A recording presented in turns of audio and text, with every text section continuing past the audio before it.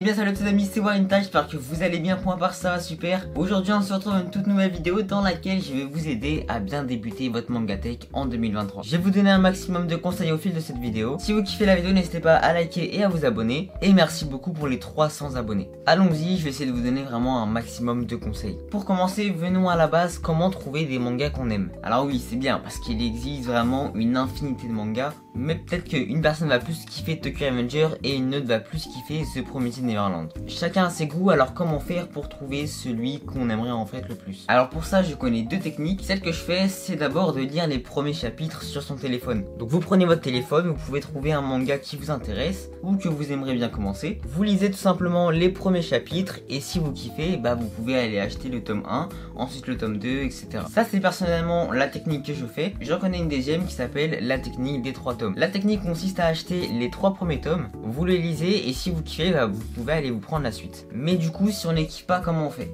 Bah c'est simple, vous prenez vos 3 tomes et vous les vendez. Moi j'utilise pas trop cette technique parce que en soi, bah, vous allez acheter par exemple les tomes 14 € et si vous les revendez peut-être 12 € ou un truc comme ça. Donc pour moi, je préfère quand même lire les scans. Après, c'est avis personnel, vous faites ce que vous voulez. Deuxièmement, ne faites pas la même erreur que moi, ne vous éparpillez pas dans plein de séries manga. Et je vais rajouter un conseil dans un conseil, arrêtez d'acheter les tomes 1. Sincèrement, je l'ai fait et c'est une grosse erreur parce que vous allez avoir plein de séries incomplètes dans votre collection. Je l'ai vraiment fait pas mal de fois et franchement, je vous le conseille vraiment pas. Revenons au conseil principal, arrêtez de vous éparpiller, comme je disais, dans plein de séries manga. Si vous voyez, vous kiffez Tokyo Revenger, continuez à acheter Tokyo Revenger et ne partez pas à aller acheter une autre série. Si vous avez Berserk, vous kiffez Berserk, n'allez pas directement prendre Chainsaw Man juste après. Soyez pour moi minimum à la moitié de la collection. Imaginez, il y a 41 tomes Berserk, soyez minimum au tome 21 et à la limite, vous pouvez aller acheter d'autres séries manga. Et bon, comme vous voyez, cette règle là aussi, j'aurais bien aimé la voir quand j'ai commencé les mangas. Sincèrement, j'ai commencé beaucoup trop de séries. Alors ensuite, ce conseil peut être à la fois évident, mais pour d'autres, ça ne l'est pas. Essayez pas d'acheter des mangas parce que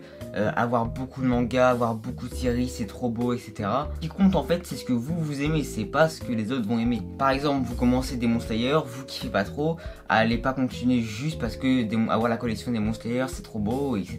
Comme je disais, il y en a pour qui ça va être logique, mais il y en a pour d'autres qui veulent acheter comme les autres, mais en vrai, restez sur vos goûts, restez sur ce que vous aimez, et en vrai, c'est votre Mangatech, c'est la vôtre, elle vous appartient, donc c'est vraiment vos goûts. Et on s'en fiche que quelqu'un d'autre voit votre Mangatech et vous dit ouais, ta Mangatech elle est pas ouf, c'est pas grave, si vous la trouvez bien, c'est le plus important. On continue un petit peu sur le même principe. Avant d'acheter vos mangas, s'il vous plaît, lisez le petit résumé qui est derrière, parce que j'en vois pas mal qui voient une série, oh cette série elle est trop connue et tout, elle a l'air trop bien, je vais l'acheter direct. J'ai fait l'erreur avec ce manga, pour ma part j'ai pas trop kiffé. J'ai même pas lu le petit résumé derrière, je savais absolument pas de quoi ça parlait. Donc lisez vite fait, c'est vraiment pas long, regardez, il y a vraiment quelques lignes. Donc lisez, ça vous prend 1 minute et au moins vous savez un petit peu qu'est-ce que c'est l'histoire et vous vous aventurez pas dans l'inconnu. Toujours avec le budget, n'achetez pas les mangas que vous avez vus en animé. Encore une fois, ça j'aurais bien aimé l'entendre avant d'avoir commencé les mangas. Donc ne faites vraiment pas ça, c'est clairement une perte d'argent. Et au pire, cet argent là, vous pouvez le mettre pour compléter vos séries. Je vous recommande en priorité de prendre des séries qui sont finies. Par exemple, à l'heure actuelle, je prends l'exemple sur Tokyo Revenger. La série n'est pas complète, donc si vous la prenez, vous allez devoir attendre les prochains tomes avant qu'ils sortent. Donc ça c'est assez relou. Et du coup entre temps vous allez compléter une autre série et au final vous aurez peut-être plus assez d'argent pour vous prendre les tomes qui sortent. Bref, c'est un petit peu relou. On va rester sur les mêmes exemples, mais par exemple The Promised Neverland est un manga qui a été fini, donc ça se finit en 20 tomes.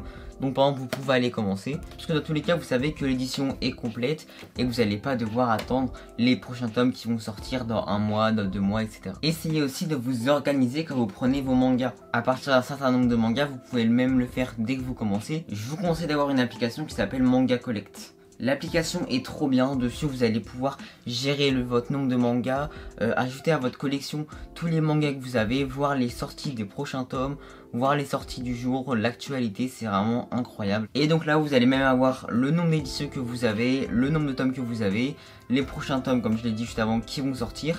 Et imaginez vous avez beaucoup de mangas, vous allez en librairie, vous savez plus si vous avez pris, oh je sais plus si j'ai pris le tome 19 de Jujutsu Kaisen, donc qu'est-ce que je vais faire? Je vais aller sur Manga Collect, je regarde, si je l'ai pas coché, vous pouvez le prendre. Et si vous l'avez coché, du coup ça veut dire que vous l'avez et vous n'êtes pas obligé de le prendre. Donc avec l'application c'est impossible de se tromper sur les mangas qu'on a ou qu'on n'a pas. Autre petit conseil, ne prenez pas de tomes plus grands que là où vous en êtes. Ce que j'entends par là, c'est si vous êtes au tome 5, même si vous kiffez la série, vous n'allez pas vous prendre le tome 17 parce que vous l'avez vu en collector. Là voici l'erreur, vous allez la voir. On a jusqu'au tome 8 et après on a le tome 30. Bon, voilà, c'est un petit peu inutile, donc ne le faites pas. Et pour terminer, avant de commencer les mangas, je vous conseille déjà de prévoir un petit peu de place. Oui, parce que les mangas, ça prend quand même relativement pas mal de place. Encore une fois, vous en avez l'exemple sur moi, ça me prend un mur entier de ma chambre. Prévoyez un petit meuble au début, vous pouvez ranger vos mangas de différentes manières au début pour économiser de la place. Par exemple, il y en a qui vont ranger leurs mangas à l'horizontale pour prendre de la place. Personnellement, pour moi, c'est toujours du vertical, mais après, c'est chacun fait comme il veut. Et si vous voulez trouver une petite étagère, je vous recommande les étagères Billy à Ikea. Derrière moi, j'ai mes 3 étagères Billy, alors elles sont vraiment grosses. Mais j'ai commencé quand même avec des petites étagères, donc c'était toujours des Billy de chez Ikea. Il y a vraiment une grosse variété de Billy, donc je vous conseille vraiment d'aller voir. Pour tous ceux qui voulaient commencer, j'espère que cette vidéo vous aidera. Ou pour ceux qui viennent de commencer, c'est la même chose, vous pouvez voir un petit peu ce qui va vous attendre. Donc en vrai, tout ce que je vous ai montré dans cette vidéo, c'est pour vous éviter de vous le faire. Et merci d'avoir regardé la vidéo, si elle vous a plu encore une fois, n'hésitez pas à liker, à vous abonner. Et moi je vous dis à plus pour d'autres vidéos manga.